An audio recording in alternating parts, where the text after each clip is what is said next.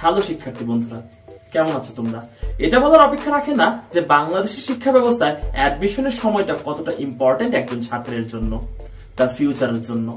এই selection process, পরীক্ষার ধরন, প্রশ্ন বিবেচনা করে একজন স্টুডেন্টকে এইচএস লাইফ থেকেই স্মার্টলি পড়াশোনা করা উচিত। আর এই স্মার্টলি পড়াশোনার মধ্যে কোশ্চেন ব্যাংক সলভিংটা কিন্তু অবশ্যই গুরুত্বপূর্ণ একটি পয়েন্ট। বাংলাদেশি স্টুডেন্টদের অ্যাডমিশন লাইফটা শুরুই হয় কোশ্চেন ব্যাংক সলভিং এর উপর ভিত্তি করে। আর এই কোশ্চেন ব্যাংক সলভিং করতে গিয়ে তারা ফেস করে নানান ডিফিকাল্টিস। আর সেই মুহূর্তে তারা অনেকেই প্রয়োজনীয় হেল্পের অভাববোধ থেকে অনেক বেশি ফ্রাস্ট্রেটেড এন্ড ডিপ্রেসড হয়ে যায়। এবং আমরা তাদের কথা বিবেচনা করে বাংলাদেশে এই প্রথম নিয়ে আসলাম কোশ্চেন ব্যাংক সলভিং এর উপর বিশেষ কয়েকটি ভিডিও। এই ভিডিওগুলো প্লেলিস্ট আকারে তোমাদের কাছে দেয়া হবে। তোমরা ভিডিওর শুরু থেকে শেষ পর্যন্ত দেখবে এবং ভিডিওগুলোর মধ্যে বিভিন্ন ধরনের শর্টকাট টেকনিক এবং টাইম ম্যানেজমেন্ট নিয়ে বিভিন্ন হ্যাকস এবং ট্রিক্স শেয়ার করা হয়েছে। তোমরা যারা যারা চ্যানেলটি সাবস্ক্রাইব করনি, please do subscribe our channel এবং ভিডিওগুলো শেষ পর্যন্ত না টেনে দেখতে থাকো। আশা করি তোমাদের অ্যাডমিশন যুদ্ধটা অনেক ভালোই হবে নিরন্তরের সাথে।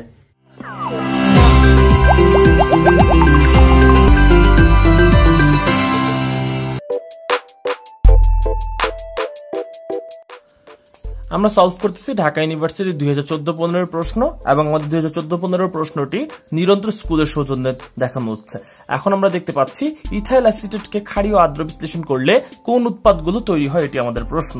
এখন ইথাইল অ্যাসিটেটের সংকেত তোমাদেরকে জানতে হবে। ইথাইল অ্যাসিটেট বলতে একটি অ্যাস্টারকে বোঝানো হচ্ছে। তাহলে আমরা অ্যাস্টারের সংকেতটা যদি লিখে ফেলি তাহলে সংকেতটা হচ্ছে এরকম CH3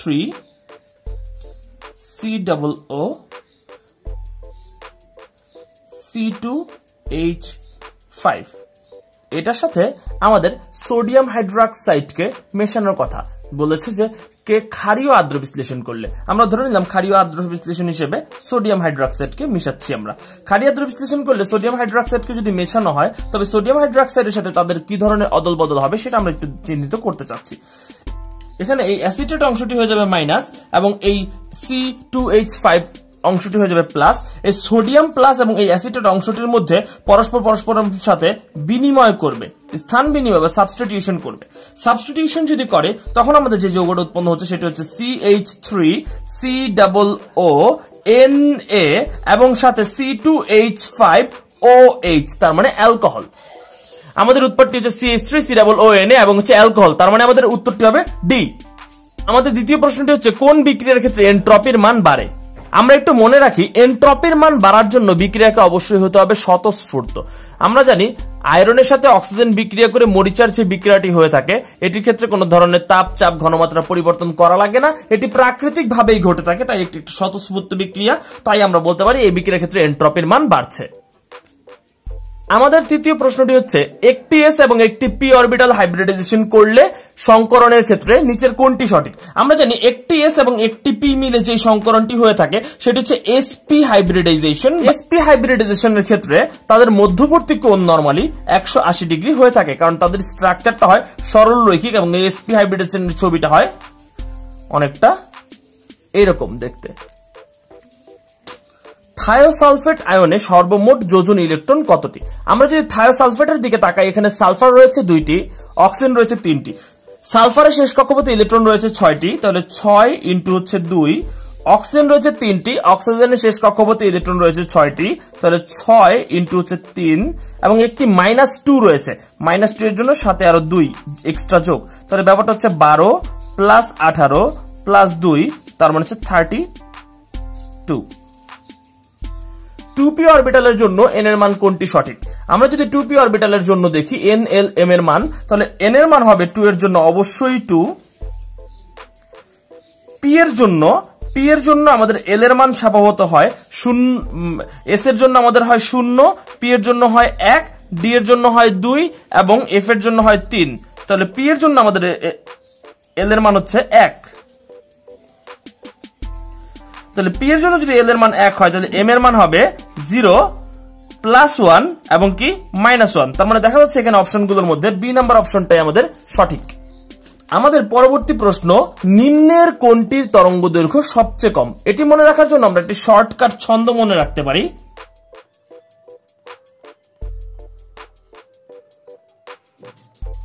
এটি মনে রাখার জন্য একটি ছন্দ মনে রাখতে পারি, সেটি হচ্ছে মগারে অদৃশ্য অনেক রেডিও দ্বীমি। মতে হচ্ছে মহাজাগতিক রশ্মি,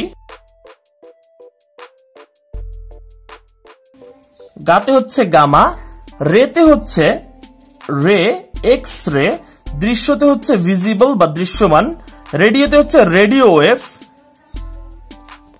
এবং মুতে হচ্ছে মাইক্রোওয়েভ। অ এবং অনেক। অতে হচ্ছে আমাদের একটু মনে রাখতে হবে, আমাদের মনে করো যে আমাদের কোন একটি প্রিয় মানুষ রয়েছে, আমরা তাকে অতিরিক্ত অবহেলা করি। অতিরিক্ত অবহেলা তার মানে অতি বেগুনি, এবং তারপরের জন্য হচ্ছে অবহেলা মানে অবলোহিত।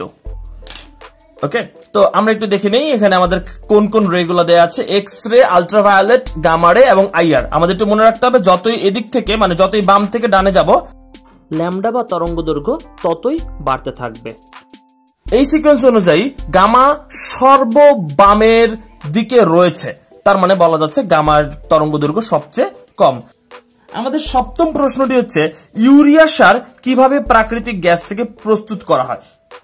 এটি সাধারণ উত্তর হচ্ছে for synthesis of ammonia. Ammonia গ্যাসকে সিনথেসিস করে সাধারণত ইউরিয়া সার উৎপন্ন করা হয়। নিচের কোনটি নিউক্লিওফাইল? আমাদের অষ্টম প্রশ্ন।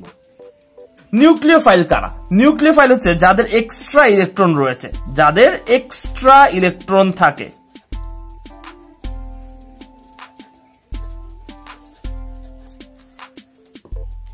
নিউক্লিয়াসকে অ্যাট্রাক্ট করতে পারবে এমন এক্সট্রা ইলেকট্রন থাকে যাদের, তাদেরকে আমরা বলবো নিউক্লিওফাইল।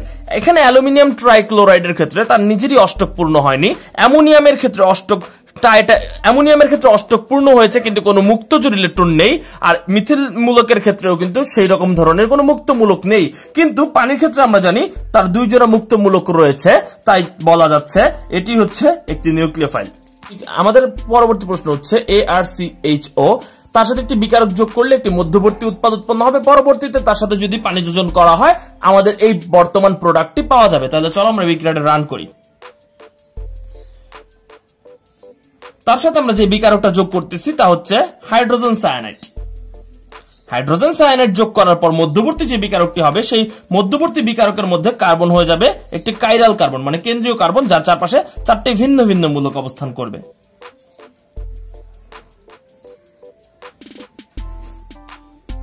পরবর্তীতে তার মধ্যে পানি যোগ করলে বা পানি যোজন করলে আমাদের যে প্রোডাক্টটি আসতেছে সেই প্রোডাক্টটি হচ্ছে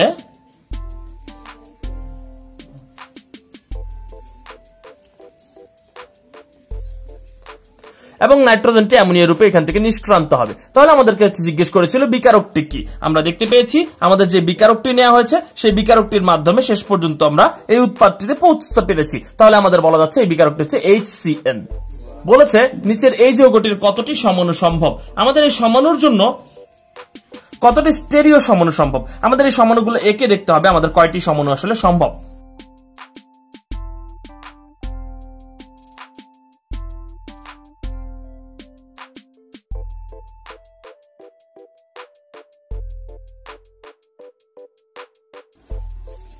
দেখতে পাচ্ছি আমাদের একটি সমান হচ্ছে সিস এবং অপর সমান হচ্ছে ট্রান্স।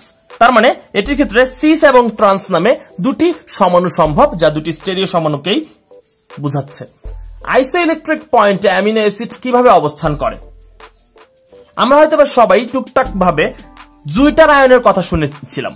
জুইটার আয়নের মধ্যে একাধারে অ্যামিনো মূলক এবং COO- মূলকটি অবস্থান করে, মানে একাধারে একটি নেগেটিভ মূলক এবং একটি পজিটিভ মূলক থাকে এবং যেখানে একটি কার্বন কাইরাল কার্বন রূপে অবস্থান করে এবং সেটি হচ্ছে অ্যামিনো অ্যাসিডের আইসোইলেকট্রিক পয়েন্ট। আমাদের পরবর্তী প্রশ্ন হচ্ছে 0.01 মোল পার লিটার ঘনমাত্রা বিশিষ্ট H3O+ আয়নের pOH কত? আমাদের প্রথমেই H3O+ আয়নের pH বের করতে হবে এবং তার থেকে pOH বের করে ফেলতে পারবো। আমরা দেখতে পাচ্ছি দশমিকের মাত্র 2 নাম্বার ঘরেই হচ্ছে দশমিকের মাত্র 2 নাম্বার ঘরে হচ্ছে আমাদের পূর্ণ সংখ্যা 1 রয়েছে, তার মানে তার pH এর মান হবে হচ্ছে 2। যারা যারা আমাদের pH এর মানের শর্টকাটের প্লেলিস্টটি দেখোনি তাদের জন্য আমরা ডেসক্রিপশন বক্সে pH এর শর্টকাটের লিংকটি দিয়ে দিব, তোমরা প্লিজ সেই শর্টকাটের লিংকটি দেখে নিয়ে আবার কন্টিনিউ করো আমাদের এই ভিডিওটি। pOH ইকুয়ালস টু হবে তাহলে 14 - pH, তার মানে হচ্ছে উত্তর হচ্ছে 14 - হচ্ছে 2, তার মানে 12। আমরা যদি এই বিক্রিয়াটির ক্ষেত্রে আমরা যদি 13 নম্বর প্রশ্নটি দেখি, 13 নম্বর প্রশ্নটি থেকে দেখা যাচ্ছে বেরিলিয়াম যার পারমাণবিক সংখ্যা হচ্ছে 4, যার ভর সংখ্যা হচ্ছে 9, তার সাথে X নামের একটি মৌল রয়েছে যা থেকে কার্বন এবং নিউট্রন নিঃসৃত হচ্ছে। আমরা যদি উৎপাদের দিকের ভর সংখ্যাগুলো যোগ করি তাহলে 12 + 1 13 আর 6 + 0 মানে 6, তার মানে ব্যাপারটা আসতেছে 13 আর 6 হতে হবে। অথচ আমাদের বিক্রিয়ক পোর্শনে রয়েছে 9 এবং হচ্ছে 4, তাহলে 9 থেকে 13 তে যেতে হলে অবশ্যই তোমাকে 4 যোগ করতে হবে এবং 4 থেকে 6 যেতে হলে অবশ্যই তোমাকে 2 যোগ করতে হবে। তাহলে 4 এবং 2 যুক্ত এমন একটি কণাকে কিন্তু আমরা চিনি, সেটি হচ্ছে আলফা কণা। তার মানে আমাদের এই বিক্রিয়াটার ক্ষেত্রে এক্স কণিকাটি হচ্ছে আলফা কণিকা। পাশের বিক্রিয়াটিতে নাইট্রোজেন এবং হাইড্রোজেন গ্যাসের মধ্যে বিক্রিয়া হচ্ছে যা থেকে আমাদের 2 মোল অ্যামোনিয়া গ্যাস উৎপন্ন হচ্ছে এবং যে ক্ষেত্রে আমাদের ডেল্টা এইচ এর মান হচ্ছে -92 কিলোজুল পার মোল। তাপমাত্রা বাড়ালে কি হবে আমাদের কাছে প্রশ্ন করা হয়েছে। যেহেতু এটি তাপ উৎপাদী বিক্রিয়া, আমরা জানি তাপ উৎপাদী বিক্রিয়ার ক্ষেত্রে তাপমাত্রা বাড়ালে বিক্রিয়া পশ্চাতে যায়। আমরা জানি তাপ উৎপাদী বিক্রিয়ার ক্ষেত্রে তাপমাত্রা বাড়ালে বিক্রিয়া কি হয়, পশ্চাতে যায়। তাহলে এটির ক্ষেত্রে তাপমাত্রা বাড়ালে আমাদের বিক্রিয়া ডিক্রিজ হবে। বলেছে নিচের কোনটি ফরমালিন। আমরা কিন্তু ফরমালিন সম্পর্কে জানি যে অ্যাকুয়াস সলিউশন অফ HCOH, তার মানে হচ্ছে মিথানলের 40% জলীয় দ্রবণকেই ফরমালিন বলা হয়। যে শর্করা ফেহলিং দ্রবণ ও টলেন বিকারককে বিজারিত করতে পারে না সেটি কোনটি? আমরা জানি সুক্রোজ হচ্ছে একটি নন রিডিউসিং সুগার, তার মানে সুক্রোজই হচ্ছে শর্করা।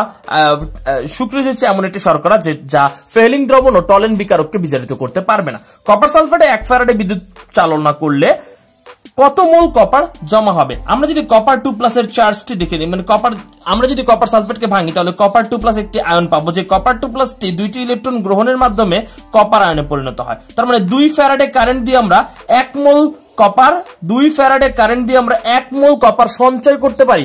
অথচ আমরা এখানে কিন্তু 1 ফ্যারাডে বিদ্যুৎ চালনা করেছিলাম। তাহলে 1 ফ্যারাডে বিদ্যুৎ যদি চালনা করি তাহলে অবশ্যই তার অর্ধেক হবে, হাফ মোল হবে। 2 ফ্যারাডের জন্য যদি 1 মোল হয় তাহলে 1 ফ্যারাডের জন্য হাফ মোল হবে। তাহলে হাফ মোলের অপশন রয়েছে এখানে দুটি। এখন কথা হচ্ছে যে কোনটি আমাদের রাইট হবে। বলেছে কপার জমা হবে। আমরা জানি ক্যাথোডে বস্তু জমা হয়, তার মানে হচ্ছে অপশন নাম্বার 1। কোনটি জারণ বিজারণ বিক্রিয়া না? যে বিক্রিয়াতে জারণ মানের কোনো পরিবর্তন হয় না সেটি জারণ বিজারণ যে বিক্রিয়াতে জারণ মানের কোনো ধরনের চেঞ্জ হয় না সেটি জারণ বিজারণ বিক্রিয়া নয়। আমরা যদি আমাদের একটি উদাহরণ কনসিডার করি, যেমন ক্যালসিয়াম এর ক্ষেত্রে 2+, এখানেও ক্যালসিয়ামের ক্ষেত্রে 2+ই রয়েছে, অক্সিজেন হচ্ছে 2- এবং কার্বনেটের ক্ষেত্রে 2-। তো দেখা যাচ্ছে যে এখানে ক্যালসিয়ামের জারণ মান +2 ছিল, এখনো +2ই রয়েছে। তার মানে এখানে কোনো ধরনের জারণ মানের পরিবর্তন হয়নি, তার মানে বলা যাচ্ছে যে এটি জারণ বিজারণ বিক্রিয়া নয়।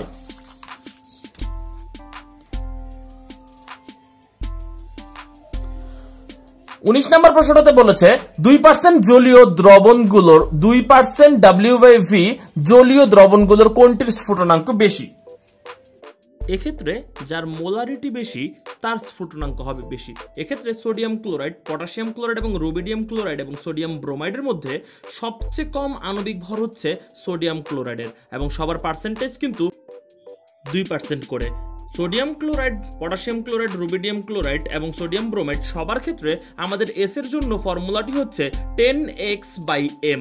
10x/m ফর্মুলাটি খাটিয়ে আমরা দেখতে পাবো সবচেয়ে বেশি মোলারিটি হচ্ছে সোডিয়াম ক্লোরাইডের। এখানে x হচ্ছে 2%, m হচ্ছে প্রত্যেকের আণবিক ভর। যেহেতু সোডিয়াম ক্লোরাইডের মোলারিটি সবচেয়ে বেশি তাই বলা যাচ্ছে সোডিয়াম ক্লোরাইডের স্ফুটনাঙ্ক এই ক্ষেত্রে সবচেয়ে বেশি হবে। চার্লসের সূত্রের সাথে প্রাসঙ্গিক কোনটি? চার্লসের সূত্রের ক্ষেত্রে আমরা জানি চাপ স্থির ছিল। তাহলে চাপ স্থির থাকলে ভলিউমের সাথে টেম্পারেচারের সম্পর্ক হচ্ছে V is proportional to T এবং V is proportional to T এর গ্রাফগুলো প্রদর্শন করছে A এবং B, কিন্তু A এর ক্ষেত্রে গ্রাফটি মূল বিন্দুগামী কিন্তু B এর ক্ষেত্রে গ্রাফটি মূল বিন্দুগামী নয়। এক্ষেত্রে প্রাসঙ্গিক গ্রাফটি হচ্ছে A। ম্যাক্সওয়েলের গতির বিতরণের ক্ষেত্রে কোনটি ভুল? আমরা যদি ম্যাক্সওয়েলের সূত্রটি বা গতির বন্টন সূত্রটি ম্যাক্সওয়েলের গতির বিতরণের ক্ষেত্রে কোনটি ভুল? আমরা যদি ম্যাক্সওয়েলের সূত্রটি এখানে লিখে ফেলি তাহলে ম্যাক্সওয়েলের সূত্রটি হচ্ছে C average equals to √2RT/m। তাহলে এখান থেকে দেখা যাচ্ছে 2R এবং M সবাই হচ্ছে ধ্রুবক, তাহলে C average is proportional to √/T। তার মানে বলা যাচ্ছে যে অ্যাভারেজ টেম্পারেচারটা আমাদের বাড়বে যদি অ্যাভারেজ গতিবেগটা আমাদের বাড়বে যদি আমাদের টেম্পারেচারটা বাড়ে, কারণ সমানুপাতিক সম্পর্ক। তো most probable speed decreases as temperature increases, কিন্তু এখানে কিন্তু আমাদের বলেছে স্পিড নাকি ডিক্রিজ হবে টেম্পারেচার যদি ইনক্রিজ হলে, তার মানে ব্যস্তানুপাতিক সম্পর্ক দেখাচ্ছে, কিন্তু আমাদের ইকুয়েশন দেখাচ্ছে সমানুপাতিক সম্পর্ক। তার মানে কথাটি জিজ্ঞেস করেছিল কোনটি ভুল, তার মানে বি নাম্বার অপশনটি ভুল। আমাদের পরবর্তী প্রশ্নটি হচ্ছে হাইড্রোজেন ব্রোমাইডের সাথে প্রোপিনের বিক্রিয়ার প্রধান উৎপাদ কোনটি? হাইড্রোজেন ব্রোমাইডের সাথে প্রোপিনের বিক্রিয়া, তো প্রোপিনের সংকেতটি আমরা লিখে ফেলতেছি এখানে, এবং সাথে আমরা হাইড্রোজেন ব্রোমাইডকে লিখে দিচ্ছি।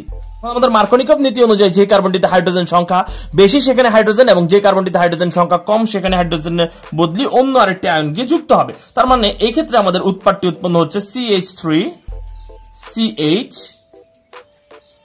Br CH3। তার মানে হচ্ছে ব্রোমিনের অবস্থান কিন্তু 2 নম্বর কার্বনে, তার মানে হচ্ছে 2-ব্রোমোপ্রোপেন নামের একটা যৌগ উৎপন্ন হচ্ছে আমাদের।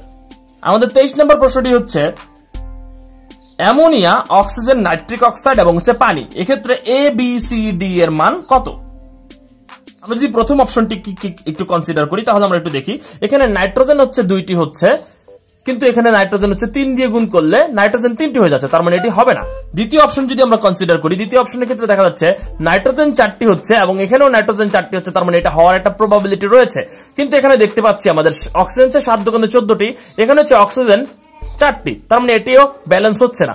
এই ক্ষেত্রে যদি আমরা দেখতে পাই, এক্ষেত্রে আমাদের নাইট্রোজেন 4টি, এক্ষেত্রেও আমাদের নাইট্রোজেন 4টি, অক্সিজেন হচ্ছে 5 × 10টি, 10টির মধ্যে এখানে হচ্ছে 4টি এবং হচ্ছে এখানে 6 দেয়া আছে, এখানে 6টি, তার মানে হচ্ছে এখানে কিন্তু আমাদের অক্সিজেনটা ব্যালেন্স হয়ে গিয়েছে অলরেডি। এবং আমরা যদি হাইড্রোজেনটার ক্ষেত্রে দেখি তাহলে হাইড্রোজেন হচ্ছে 3 × 4 = 12, এবং এখানেও আমরা হাইড্রোজেনের দিকে যদি তাকাই তাহলে 6 × 2 = 12, তার মানে হচ্ছে আমাদের সি নাম্বার অপশনটার ক্ষেত্রে সবকিছু ম্যাচ করতেছে। আমরা যদি আমাদের 24 নম্বর প্রশ্নতে চলে যাই, 24 নম্বর প্রশ্নতে জিজ্ঞেস করেছে নিচের কোনটি সঠিক। আমরা চলো এটা সলভ করার চেষ্টা করি। বেরিয়াম ক্লোরাইড এবং সালফিউরিক অ্যাসিড অ্যাকুয়াস অবস্থায় রয়েছে, অ্যাকুয়াস অবস্থায় যদি থাকে তবে কোনোদিনই তারা একদম পারফেক্ট যৌগ রূপে থাকার কথা না, তারা আয়ন ফর্ম করার কথা, তার মানে এ নাম্বার অপশনটি ভুল। বি নাম্বার অপশনটিতে আমরা দেখতে পাচ্ছি বেরিয়াম 2+ এবং সালফেট 2- রয়েছে, এবং barium sulphate solid compound form করেছে এবং এটি হওয়ার একটা যথেষ্ট সম্ভাবনা রয়েছে। আমরা বাকি অপশনগুলো দেখে নেই, বাকি অপশনের মধ্যে সালফেটকে 2 দিয়েছে, তার মানে এটিও ভুল, কারণ বেরিয়াম এবং সালফেটের মধ্যে সালফেটের যোজনী যদি 2 হয় তাহলে তো এটা হয়ে যাচ্ছে 2 × 2 = 4, তাহলে বেরিয়ামের যোজনী 4 হওয়ার কথা, কিন্তু সত্যিকার অর্থে বেরিয়ামের যোজনী হচ্ছে 2। আবার এটার ক্ষেত্রেও দেখতে পাচ্ছি আমাদের সালফেটকে 3 দিয়েছে, তার মানে 3 × 2 = 6, আর বেরিয়াম হচ্ছে দিয়েছে 2, তার মানে বেরিয়াম সালফেট এটিও হচ্ছে না, তার মানে আমাদের অপশন নাম্বার বিটাই হচ্ছে কারেক্ট।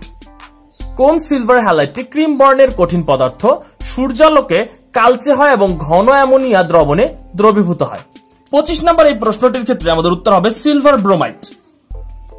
আমাদের 26 নম্বর প্রশ্নটির ক্ষেত্রে দেখা যাচ্ছে রেড দেয়া আছে একটি, এটিকে আমরা R1 লিখে ফেলতেছি। রেডের ক্ষেত্রে এরকম ভাবে আমরা যদি লিখে দেই, এই হচ্ছে আমাদের R1, বলেছে ঘনমাত্রা দ্বিগুণ করা হলে বৃদ্ধি কতটুকু হবে, তাহলে আমরা R2 এর ক্ষেত্রে আমরা দেখতে পাচ্ছি R2 এর ক্ষেত্রে সবকিছুর ঘনমাত্রাকে আমরা দ্বিগুণ করে হিসাব করব, তাহলে K × A এর জায়গায় হচ্ছে 2A এবং B এর জায়গায় হচ্ছে 2B, তাহলে আমাদের টোটাল অ্যান্সারটা হচ্ছে K × 4 × A × হচ্ছে B, তার মানে K × AB এর ক্ষেত্রে আমাদের কিন্তু R1 ছিল, তার মানে R1 আর সাথে কিন্তু 4, তার মানে 4R1, তার মানে আমাদের বলা যাচ্ছে বিক্রিয়ার হার প্রায় 4 গুণ বৃদ্ধি পাচ্ছে। বলেছে 14, 6 এবং 16, 8 পরস্পরের কি? 14, 6, 16, 8 দেখা যাচ্ছে এখানে প্রোটন সংখ্যা সমান নয়, ভর সংখ্যা সমান নয়, তাহলে 14 - 6 আমরা দেখতে পাচ্ছি এখানে 8 হচ্ছে, 16 - 8 এখানেও 8 হচ্ছে, তার মানে আমাদের নিউট্রন সংখ্যা সমান, এবং নিউট্রন সংখ্যা যদি সমান হয় তাদেরকে আমরা আইসোটোন বলি। আমাদের 28 নম্বর প্রশ্নটি হচ্ছে অ্যালিফ্যাটিক ও অ্যারোমেটিক উভয় ধর্ম প্রদর্শন করে নিচের কোনটি? উত্তর হচ্ছে টলুইন। কোন অ্যাসিডটির pKa বেশি? আমাদেরকে মনে রাখতে হবে যার Ka এর মান বেশি তার pKa এর মান কম, আর যার Ka এর মান বেশি সে বেশি অ্যাসিডিক।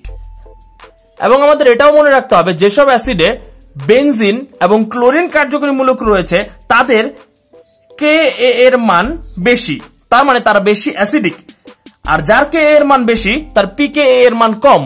অপরদিকে বলা যায় যার Ka এর মান কম তার pKa এর মান বেশি। এক্ষেত্রে দেখা যাচ্ছে CH3COOH মূলকটির মধ্যে কোনো ক্লোরিন অথবা বেনজিন মূলক নেই, যার কারণে যার অ্যাসিডিটি বাড়তে পারে।